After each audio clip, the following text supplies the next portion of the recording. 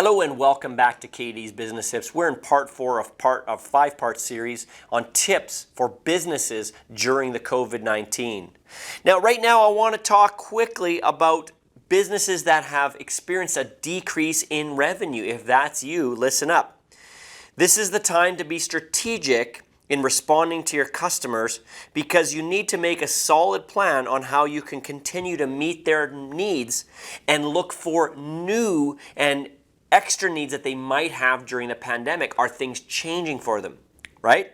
Now, you also want to make sure that you are looking for ways to increase client base.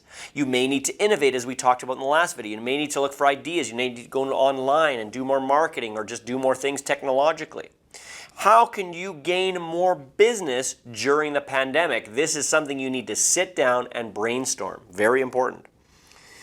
You also need to gather information. Is another thing during this pandemic. Gather information that's around your industry, almost like recreating your business plan, and you really should look at revamping your business plan in this season anyway.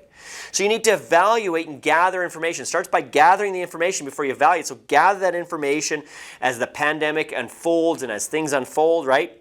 Gathering information now will help you mitigate risks, of course, and help you make better financial and other decisions down the road. So gather that and then evaluate it.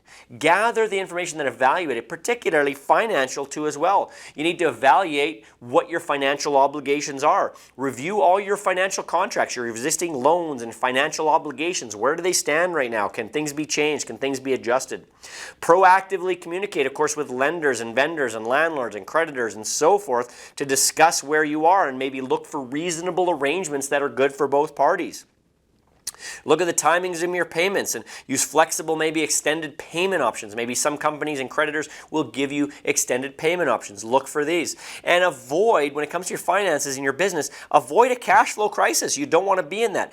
Prepare a weekly cash flow forecast for the next number of months. Look forward. What does it look like? Start forecasting. Then you can look at what you forecasted versus what actually happened. See how close you are and keep adjusting that forecast, right? This will understand what your current needs are, what you're going to need in the future, and determine how long your business can continue without outside funding, right? Because you'll need to know when you need that outside funding because it doesn't just come overnight. There's a process to go through.